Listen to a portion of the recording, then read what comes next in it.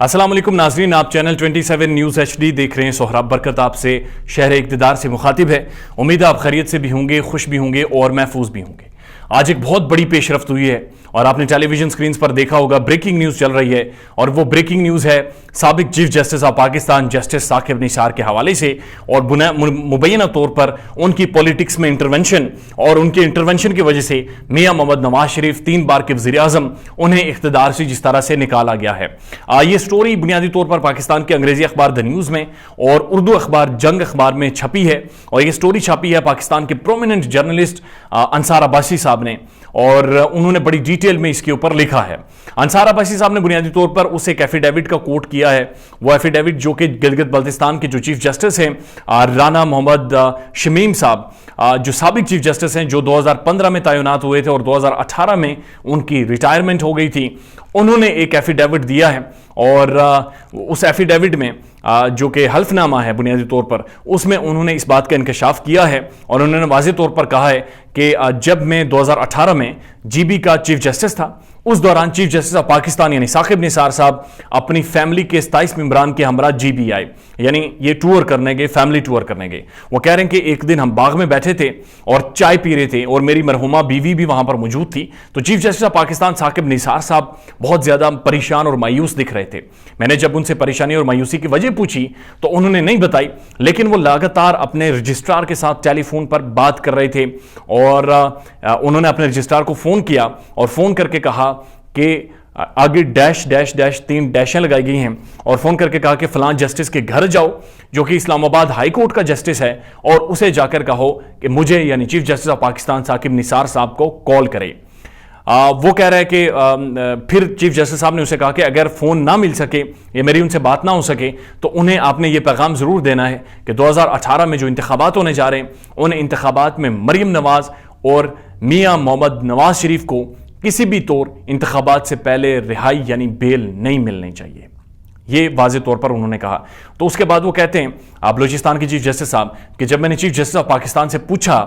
کہ سر آپ نے ایسا کیوں کیا، کیوں نواز شریف اور اس کی بیٹی کو اب جعلی سزا دلوانا چاہتے ہیں، تو اس پر چیف جسٹس آف پاکستان نے کہا کہ شمیم تم نہیں سمجھو گے، پاکستان کے حالات، پنجاب کے حالات اور بلوچستان کے حالات بہت مختلف ہیں، تم بس یہی سمجھو کہ تم نے کچھ بھی نہیں سنا۔ یہ بڑی ایک مضحکہ خیز بات ہے بنیادی طور پر کہ چیف جسٹس آف پاکستان اتنے بڑے عہدے کا اور اتنا بڑا اگر مبینہ طور پر کام کرنے جا رہا ہے، اور وہ کسی کو کہ بس تم چھوڑ دو جی، تم سوچنا کہ تم نے کچھ سنا ہی نہیں ہے۔ یہ شاید ہم بچپن میں کرتے تھے، but that's not the reality as we grown up. یہ حقیقت نہیں ہے، ایسا ہوتا نہیں ہے دنیا میں۔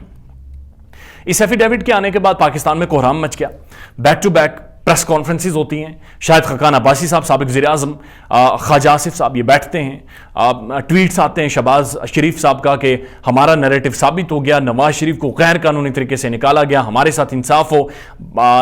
نواز شریف اور مریم کے خلاف کیسز ختم ہونے چاہیے، اور ایک بڑا کڑمس مچ جاتا ہے، ایک بڑی سیریس ڈیبیٹ اس پر شروع ہو جاتی ہے۔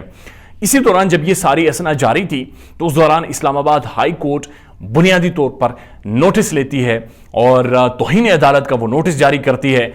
پاکستان کے جو صحافی ہیں جنہوں نے یہ خبر چھپی ہے انصار عباسی صاحب کے خلاف، اور بلوچستان کورٹ کے چیف جسٹس جناب رانا محمد شمیم صاحب کے خلاف بیسیکلی وہ توہین عدالت کا نوٹس سرو کرتی ہے اور انہیں طلب کرتی ہے، کیونکہ جس جسٹس کا انہوں نے نام انصار عباسی صاحب نے تو نہیں لکھا تھا، لیکن اس ایفیڈیوٹ میں لکھا ہوا تھا میاں محمد عامر فاروق ہیں جسٹس صاحب، بڑے آنریبل جسٹس ہیں، اس وقت بھی حاضر سروس ہیں، پرومیننٹ جسٹس ہیں، اور اس پر اسلام آباد ہائی کورٹ کے چیف جسٹس اطہر من اللہ نے واضح طور پر کہا کہ ایسا کیسے ہو سکتا ہے کہ میرے جج کے خلاف پولیٹیکل انجینئرنگ کی باتیں کی جائیں۔ جب اس پر کانٹیکٹ کیا گیا سابق نثار سابق چیف جسٹس آف پاکستان سے، تو انہوں نے کہا کہ میں 2 ٹوک انکار کرتا ہوں، یہ جھوٹ ہے، یہ فراڈ ہے، میری ایسی کوئی بات نہیں ہوئی، اور میں نے کبھی بھی اپنے ماتحتوں کو کوئی بھی آرڈرز نہیں دیے کسی بھی شخص کے خلاف، کسی بھی پرسنالٹی کے خلاف، مریم نواز اور نواز شریف کے خلاف تو میں نے بالکل بھی نہیں دینے تھے۔ اس کے بعد جناب جو رانا محمد شمیم صاحب ہیں وہ اس وقت برطانیہ میں مقیم ہیں، اور برطانیہ سے انہوں نے بات کرتے ہوئے کہا کہ ثاقب نثار جھوٹ بول رہے ہیں، یہ بات سچ ہے، انہوں نے یہ بات کی تھی اور میں اس وقت موجود تھا، اور انہوں نے انجینئرنگ کر کے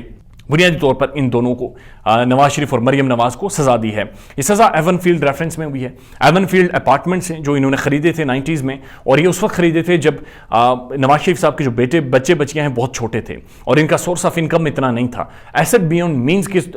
बुनियाद पर इन्हें निकाला गया था पॉलिटिक्स से, और इसके जब अदालत ने इन्हें कहा था कि सबूत पेश करें, ये सबूत भी नहीं पेश कर सके थे। लेकिन उसके बाद ये जज अरशद मलिक की वीडियो लेकर सामने आ गए, ये जस्टिस शौकत सिद्दीकी की स्टेटमेंट्स की बात करते हैं अक्सर, और इन्होंने सारे एहतसाबी प्रोसेस को बेसिकली कंट्रोवर्शियल बनाने की कोशिश की, और अब ये नई कंट्रोवर्सी ये लेकर आ गए हैं। और इस कंट्रोवर्सी से बाज़ाहिर ऐसा लग रहा है कि नवाज शरीफ को पाकिस्तान की पॉलिटिक्स में एक बार फिर रेलिवेंस मिल गई है, और नवाज शरीफ एक बार फिर रेलिवेंट हो गए हैं पाकिस्तान की पॉलिटिक्स में। और अपोजिशन जिनके पास कोई नैरेटिव ही नहीं था, उन्हें एक बार एक बयानिया मिल गया है, एक नैरेटिव मिल गया है, सड़कों पर आने का, मीडिया में बात करने का, टॉक शोज करने का, और अपनी बात लोगों के सामने रखने का, और ये साबित करने का कि बुनियादी तौर पर उनका कोई जुर्म नहीं था, और एक पॉलिटिकल इंजीनियरिंग के तौर पर उन्हें इक़्तिदार से निकलवाया गया है। It's very something serious. और इसके हवाले से जो भी अपडेट्स होंगी वो अपने चैनल पर आपके सामने पेश करेंगे।